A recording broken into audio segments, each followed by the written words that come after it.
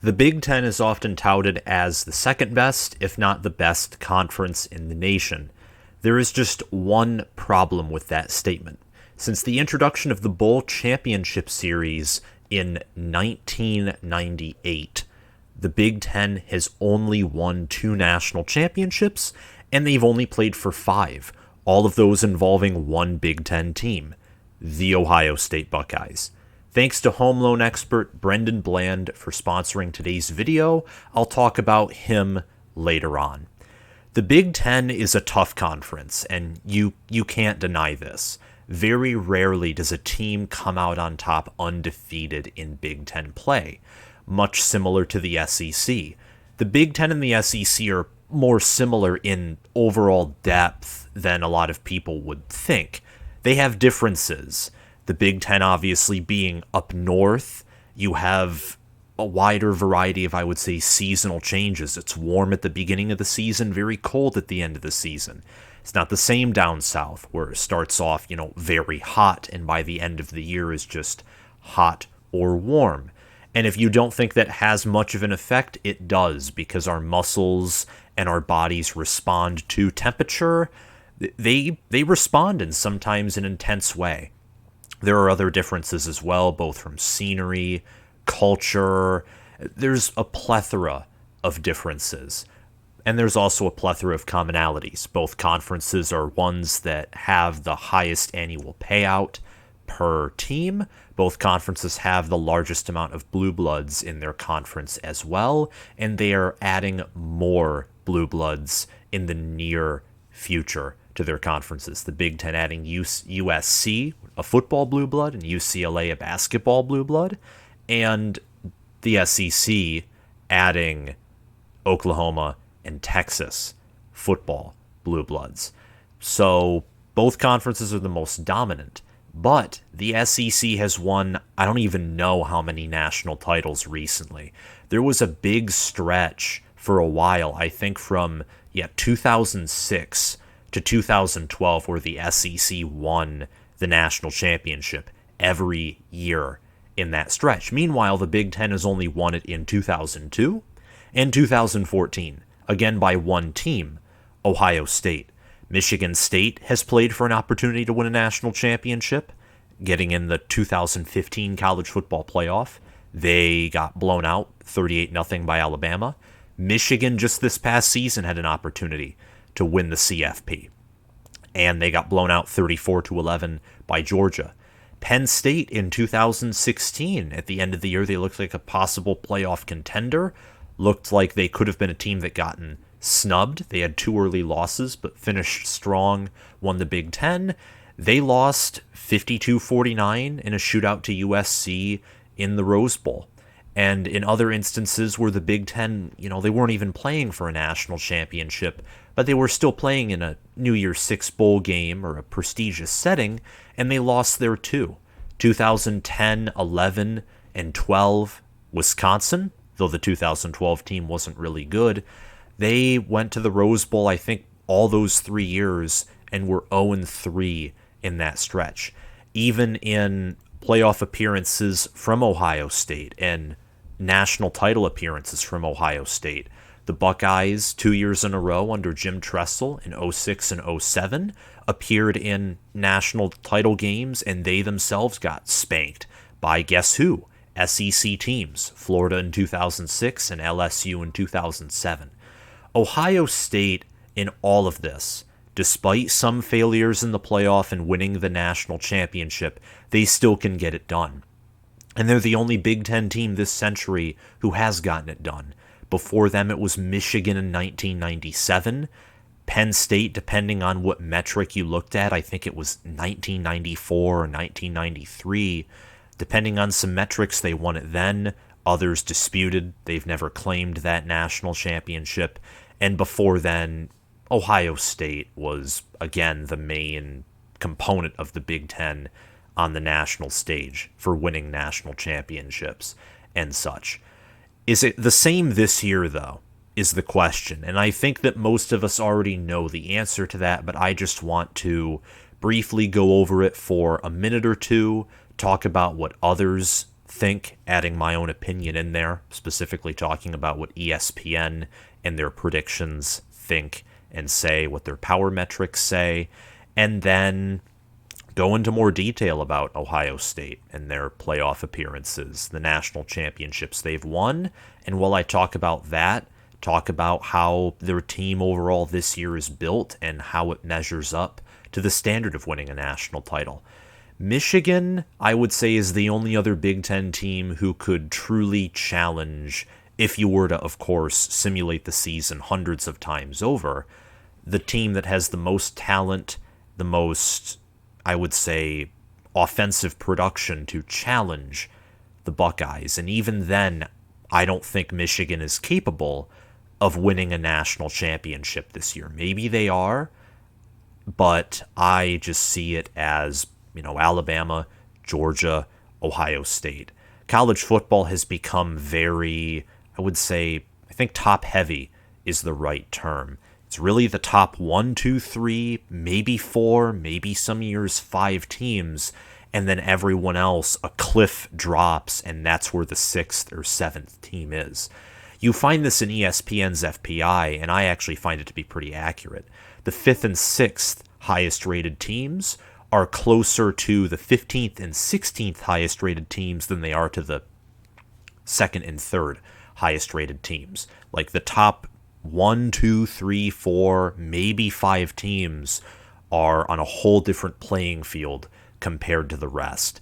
Michigan State, Penn State, Wisconsin, those schools I'd say have the talent, or they have other factors, whether it be through the portal, whether it be their coaching staff, or all these other things that could maybe challenge Ohio State, maybe throw in Minnesota, why not Nebraska in there, Purdue. I mean, many Big Ten teams have the depth, coaching staff, and even at cases talent to challenge Ohio State and maybe beat them in a given year, but to actually win the national championship, go 15-0 or 14-1 is a completely different story. And I think that only Ohio State, sadly, and I say that as a Michigan fan, and the rest of the Big Ten says that as well, only Ohio State is capable of going 14-1 or 15-0, I think. And if another team proves me wrong, I'll be happy to see someone new outside of Ohio State win the national championship for the Big Ten. But it looks to be the Buckeyes for now. And speaking of something that is just on a whole different level, on a whole different playing field, let's talk about today's sponsor, Brendon Bland. Let's specifically chat about home field advantage. We all know that playing in your stadium with your fans in the stands can make all the difference in the final moments of a close game. Think of the national championship game. Winning in the Big Ten, winning the national title is far from easy. It's not a cakewalk when you're trying to buy a home. When you're deciding on where home field will be, you need the advantage of a winning home loan team. Friend of the channel, a Buckeye himself, and home loan expert Brendon Bland is here to help you dive across the goal line of home ownership. Brendon is a Zillow 5-star rated home loan officer who has a passion for helping others achieve their dream of home ownership. Unlike most online lenders, I love that Brendon and his team leverage the latest in digital technology while still taking a personal approach to understand what's important to you and your family during this exciting time. Understanding your loan options and getting pre-approved is a quick, easy, and can actually be pretty fun. Working with Brendon gives you access to amazing resources, including super accurate loan calculators, credit improvement tools, and even a personal loan website that allows you to review your custom loan plan at any time during your search. How cool is that? A personal approach coupled with support during every step of the process means you will never feel alone. Think of yourself as the QB of your home search, and Brendon is your offensive line. Or an analogy that I think is pretty cool too, when that quarterback and his offensive line are up there and the quarterback's trying to sneak it across the goal line in a 4th and goal situation, think of Brendon as that top tier, as that number 1 running back or fullback that gives the QB that push. Every inch matters, and just having a few extra inches of push is the difference from failing on 4th and goal not getting where you want to go, or absolute success and getting in and getting it done and getting that touchdown. One person can make all the difference, and Brendon is certainly that. If you already own a home, have Brendon and his team do an equity analysis and see how you can leverage the money in your house to pay off expensive consumer debt or finish that house project you have been putting off since last summer. You have never had more equity than you do right now, so it's your money and use it how you want to. If you're looking to buy or refi, Brendon is your guy. To see how easy it is to get started, go to mortgagemademodern.com. That's mortgagemademodern.com, or click the link in the description below to get started. Let's get back to Ohio State and their national title contender status. Since the BCS era, Ohio State has won 2 titles, and they've played for 5. Played for 1 in 2020. They played for 1 in 2016. They played for 1 in 2019. That's the college football playoff era. In that stretch, excluding the 2014 team, they are 1 and 3. Factoring in 2014, they are 3 and 3 in the college football playoff. In the BCS era, Ohio State won 1 BCS title game. They lost 2.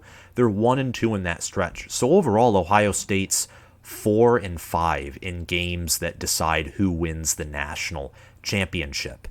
So they don't even have a 500 record there. And I'm not saying that's not impressive. That's actually extremely impressive. The point is they don't have a 500 record, and the Big Ten overall has not even come close to that. The Big Ten is a very deep conference, but it seems to be, for the most part, carried by Ohio State. So, and it doesn't look to change in 2022 either. So it's going to be interesting to see with Mel Tucker in East Lansing doing what he's doing, for example, on the recruiting trail, through the portal, him being very clear with his goals that he wants to bring a championship to East Lansing. And some might interpret that as just a Big Ten championship, but him saying he wants to win every game, and Josh Pate and others saying there is a good chance that Mel Tucker, with what he's doing, can bring a national title to East Lansing. I think Mel Tucker, when he says championship, he means that number 1 place, that number 1 trophy. It's going to be interesting to see with Michigan, Jim Harbaugh finally breaking through. Can he keep the momentum going?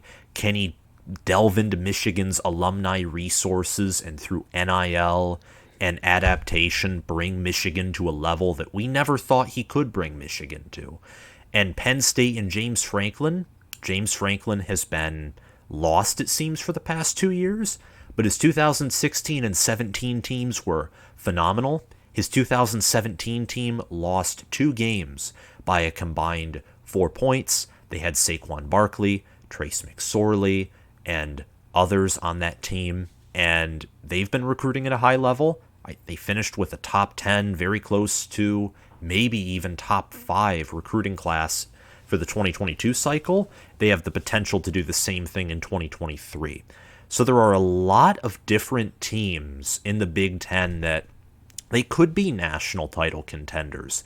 But for now, Ohio State is the one that has the best resume in that category, and Ohio State is out-recruiting all the others by quite a wide margin, and also winning more than those other teams, especially in big games. Ryan Day's first in-conference loss was to a Michigan team that finished in the top 4. His only conference loss. 3-0 versus Penn State, 3-0 versus Michigan State, 1-1 versus Michigan, and, I know COVID happened. I'm not going to say 2-1 versus Michigan because it's COVID. Games got canceled. It happens. But if that game was to be played, Ryan Day would more likely be 2-1 versus Michigan than 1-2 versus Michigan. He's a great coach. His program is going in the right direction, recruiting-wise, NIL-wise, and all of these things, adding on the fact that the rest of the Big Ten has only played for 2 titles in the BCS and CFP era, those coming in 2015 and 2021, just show that it's really Ohio State, and we're going to have to wait and see if any other team in the Big Ten steps up to the plate. In those 2 attempts for the Big Ten to win national titles when Ohio State wasn't involved. 2015 Michigan State and 2021 Michigan, those two teams got outscored in the college football playoff a combined 72-11. And I have no other words regarding that specifically. In the playing field overall, Ohio State's number 1 in my top 25. They're number 2 in ESPN's FPI. They're number 2, maybe number 1, and then I would say the least popular would be number 3 or outside of the top 3, depending on what top 25 you look at. And it's fascinating, too, because Michigan's number 6, but you look at the actual football power index number, Ohio State's is 28.3, Michigan's is 16.8. That's a pretty big gap right there. And Michigan State's, in comparison, they're ranked 15th, but their FPI score is 12.6. So Michigan and Michigan State, according to the FPI, or Michigan and Penn State, Michigan and Wisconsin, even Michigan and Nebraska are, according to ESPN's FPI, closer together in talent and football power than Michigan and Ohio State are. Ohio State, by far, in the FPI, is viewed as not just one tier or one level above the rest of the conference, but perhaps 2, 3, or even 4 levels above the rest of the conference. I wouldn't put Michigan and even some of these other teams that far behind Ohio State here, but I think that it's safe to say, at least in my opinion, that Ohio State is at minimum 1 level above the rest of the conference, or at least a half level above. Maybe there is an argument, I think there is one, that, Ohio State's 1A, maybe Michigan is 1B, or Ohio State's 1, and I actually like this analogy better. Ohio State's 1, or Tier 1, Michigan's in that, Tier 1.5 area, where you can be a playoff contender, maybe win a playoff game, but I have a very hard time seeing you win the whole thing, much like what I would say Utah would be, in my mind. ESPN gives Ohio State a 27.5% chance to win the college football playoff. The rest of the Big Ten combined has a 1.8% chance. Michigan makes up 1.6% of that 1.8 chance. Michigan State and Penn State both share a 0.1.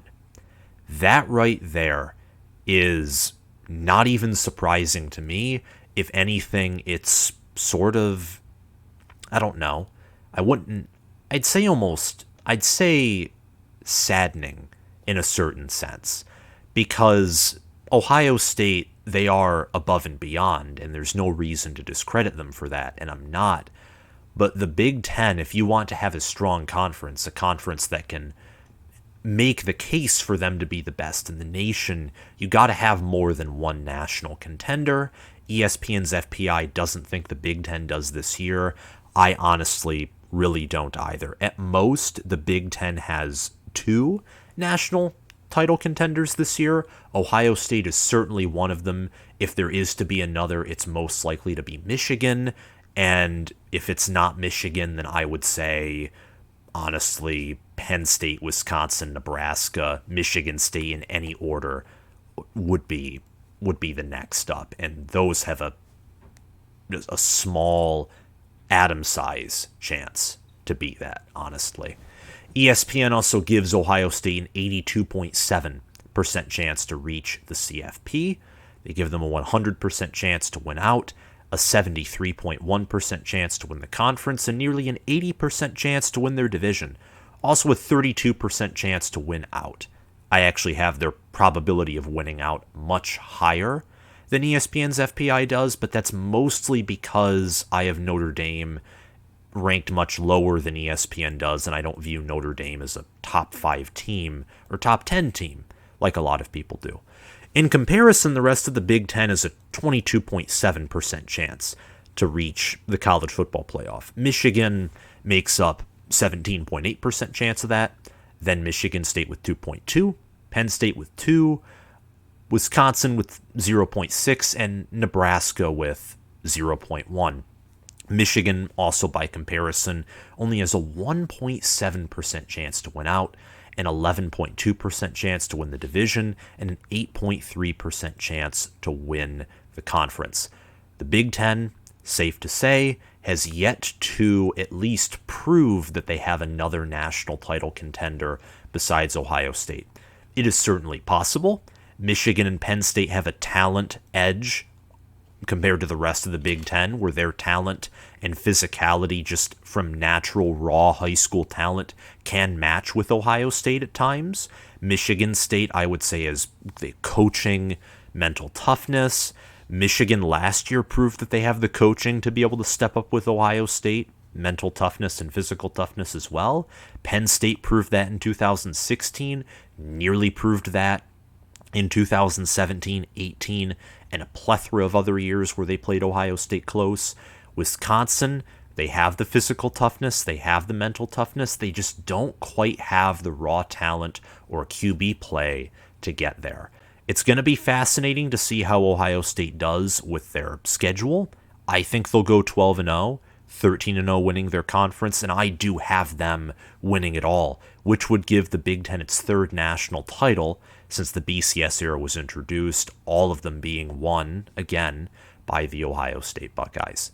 That's all I have to say for this video. If you liked it, make sure to hit that like button, hit that subscribe button, click the notification bell, and comment your thoughts down below if you are on the YouTube channel. I'm a Michigan fan, and I talk about Ohio State, Michigan State, Nebraska, Michigan, all the other Big Ten teams like Minnesota, Penn State, and Wisconsin, Iowa, Purdue, Maryland. I try to talk about everyone at least a little bit in the Big Ten. I sometimes do outside of Big Ten videos, so if you're a college football fan, Big Ten fan, Ohio State fan, or Michigan fan, whatever you are, make sure to subscribe. And if you're listening on the Spotify, make sure to follow this channel. Thank you all for watching, and I'll see you guys around. Bye.